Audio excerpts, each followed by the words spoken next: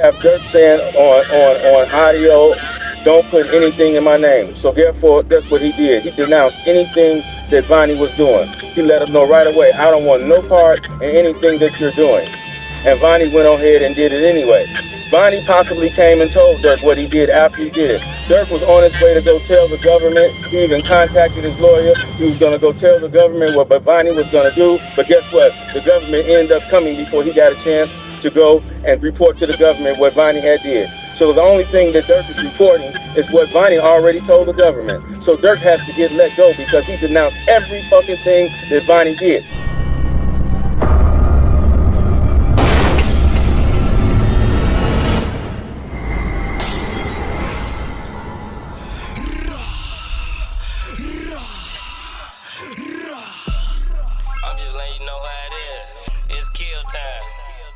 Hey, why they trying to muddy the water and saying that Durk giving info to the feds, man? Durk ain't cooperating, taking a deal, testifying on nobody. His lawyers are arguing strictly from the evidence that's already presented. That's defensive work. That's not cooperation. Nothing they doing helping the prosecution. Now, when Vonnie pled guilty and admitted to arranging everything for the murder, and then he added, oh, Durk paid me to do it, it's not snitching for Durk to say, man, I don't know what the fuck Vonnie talking about. That's self-defense. Vonnie already admitted to setting it up. He admitted that he arranged it, and he had the motive to do it. So Durk denying involvement isn't cooperation. It's him refusing to let somebody who already confessed drag his name into the mess. So everybody in the same trial watching the same court proceeding, but somehow this got spent into the narrative that Durk is snitching by some biased YouTubers that want to see Durk behind bars for the rest of his life so bad because they've been manifested in their videos for the last 2 years. I feel like everybody can kind of see I've been trying to be impartial recently, but... Meanwhile, this the recycled content that he posting while these guys fighting for their life. Make it make sense. We need Lil Durk off the streets, basically. Luckily, some real lawyers spoke out about this. What the fuck? So this headline and this tweet from Ross, I gotta talk to Ross. This is not a story. Durk did not just blame everything on Vonnie. What the fuck? Vonnie got picked up by cops, admitted to everything, admitted to getting the cars, arranging the flights, admitted to getting the guns, buying the ski masks, admitted to getting Sprinter vans and taking everybody around. And then he said, I did all of it while facing life in prison. I did all of it because Durk Banks paid me to do it. And now Durk Banks is in court saying, I don't know what the hell he's talking about. And to put out a headline that says, oh, Durk just blamed everything on Vonnie, what the fuck? No. Putting that out, what the fuck? Right, and another thing, man, this is a trial. They fighting for their life now. This is the last showdown now. If you reporting a trial, it should be all based off of information, not speculation. By him to say that Durk is blaming everything on Vonnie, that's coded language that Durk is guilty and he's pushing the blame on another person. So now the people at home that ain't make it to the trial, they thinking like, damn, okay, Trap, we heard you. You said that Durk guilty, so now you saying he trying to frame Vonnie and put everything on him? Now imagine having a one-sided hate for somebody that never even knew you existed until you made a video about them. Mo will come back later and double down on his stance. Let's check out what he got to say. And by the way, he's a real attorney. Let's put a finer point on how stupid this is. We haven't seen it yet, but there's a written statement. Durk would have gotten it in discovery. It's signed by Kayvon Grant. That's how this shit works. I haven't seen it. It hasn't been confirmed, but when you cooperate, when they had a bunch of evidence on this guy, it was clear that they got him. He's cooked. So he gives a statement and he writes, I did this, I did this, I did this, I did this, because that guy paid me to. And the whole internet is like, oh my God, that guy is snitching. Let's throw the internet away, bro. Like, this shit doesn't work. Let's go back to fucking NBC, Peter Jennings, just tell you nothing. At least it was accurate. Or it didn't try to just be completely stupid. Yeah, man, that shit crazy, shiesty, whatever you want to call it, man. I find that stupid too, man. You talking about that you unbiased, shaking hand with OTF members just to go home, sneak off and upload shit that'll get them boys locked away forever. What do you get from poisoning the public perception on an open trial? Make sure you do the correct shit, man. I'm trying to be fair and real and honest. No, don't try to be fair, be fair. I'm gonna be fair and honest. Look here, man.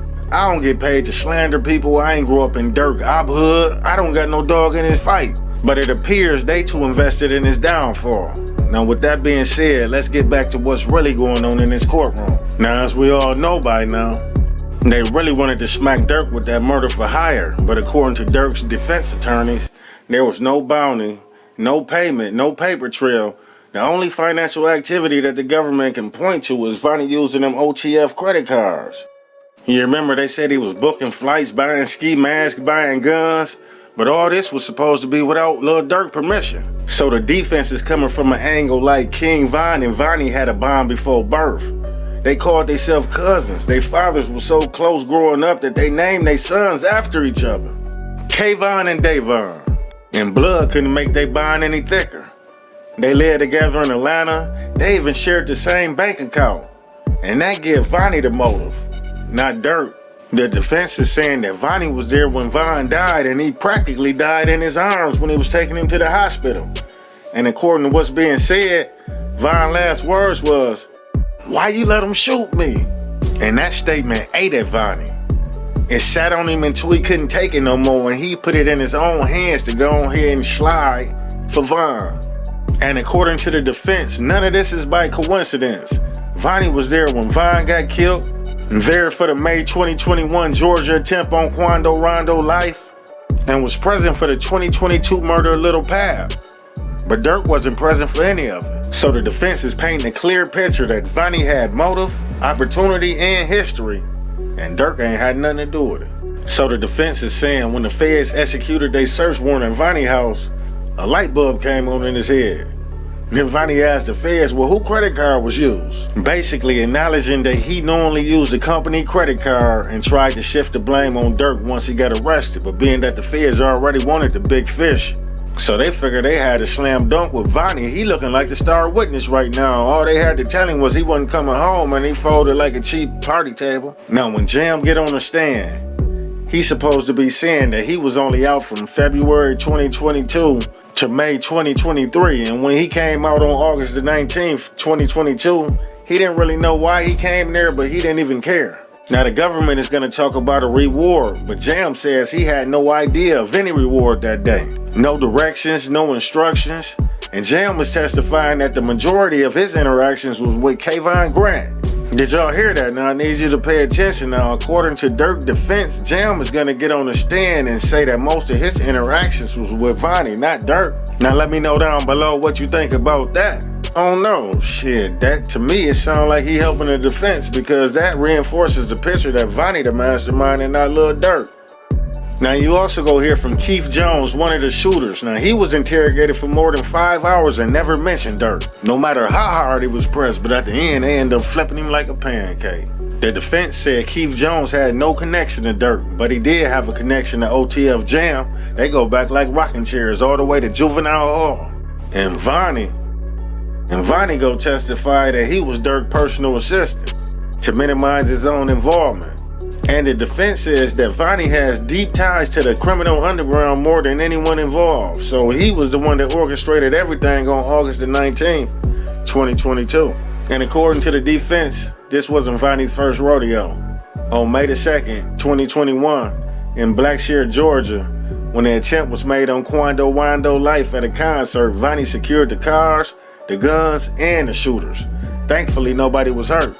But that was his MO, because he did the same thing in August 2022 when Lil Pab was murdered. Now Vonnie is claiming these things was paid for on a company credit card called the Astronaut Sounds, a company associated with Durk, but Vonnie was an employee of that company and had access to them cards. It wasn't unusual for him to use that type of money, but he got sloppy, renting luxury cars that was easily trackable, caught on camera buying ski masks, leaving trails everywhere. The defense also states that there were no charges on Durk at the time he allegedly tried to flee the country. He was going somewhere he frequented often just to get space away from all the noise.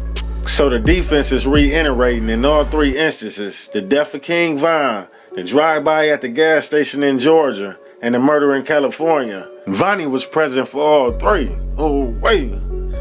Whether he was drunk off revenge or simply the fall guy, that's up for the jury to decide. The charges here are stalking and murder for hire, and as far as the stalking goes, it's absolutely clear that Durk had nothing to do with it. He wasn't there. He didn't rent the house in Encino the week that Quando Rondo came to LA.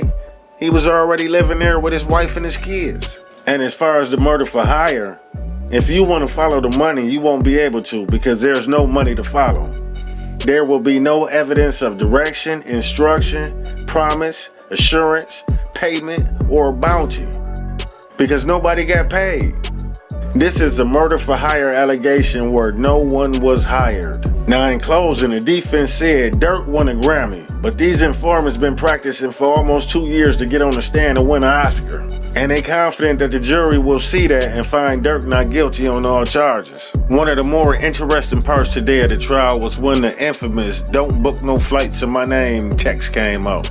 And I bet you couldn't imagine what was text before it or the context behind it. The prosecution now claims that, look, there's a text where Durk says, "Don't book no flights under my name." That shows his knowledge of the conspiracy, his attempt to distance himself from the conspiracy and criminal liability, and him directing people how to pull it all off. Brian Steele got a chance to cross-examine the lead detective on this text message. I thought Brian Steele did a phenomenal job, basically tore him to pieces, but there was still some work that needs to be done. It didn't get done. That's going to be something Durk's going to have to deal with on another witness if you ask me. Let me break it down. So the message starts and Steele goes, "All right, detective, this is Durk Banks sending some type of Instagram link to the person." The text like, "Yeah, okay." And then Steele's like, "Well, what did he send him? What's this link about?" And the text's like, "I don't know." He's like, "Oh, you didn't look?" He's like, "Nah." Okay, not very good investigation work for one of the most, if not the most critical text messages in the whole case. And then he says, Durk Banks, Steele goes, "All right, Durk's next message, he's still gonna post, okay? What's that about?" Detective's like, "I don't know." Okay, then he says, "I'm gonna fall back off this shit." What's that about? Detective's like, "I don't know." Now, for y'all that don't know, I'ma fall back on it, man. I'm cool. I done heard you out, but I don't want no parts of this shit. And if you really think about it, that go along with what Vonnie dad was saying at the beginning of the video, that Durk said, "I'm cool, I'ma fall back," and Vonnie just continued to do what he did.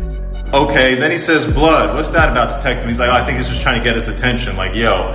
Brian says, like, okay. Then he says, "Don't book no flights under no names involved with me." What's that about? Detective's like, "Oh, that's it. That's him saying, I don't want to be involved with the flights that we're arranging for the people to go from Chicago to LA." That shows his knowledge of the conspiracy. Steele's like, okay. And then what's the next message where the guy sends him back a link? Detective's like, I don't know. I didn't see it.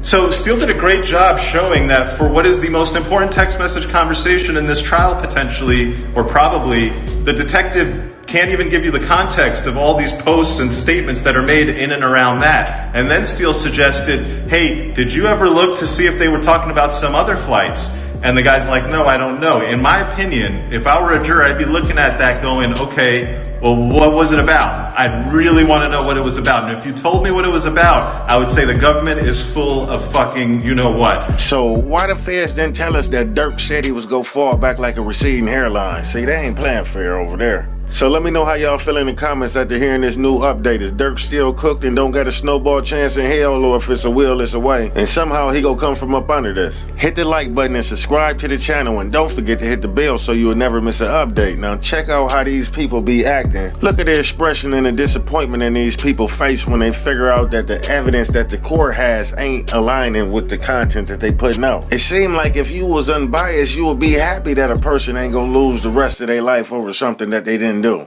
Hey, Trap Lloyd, what do you think about the message Lil Durk wrote and told them to fall back on August the 18th, 2022?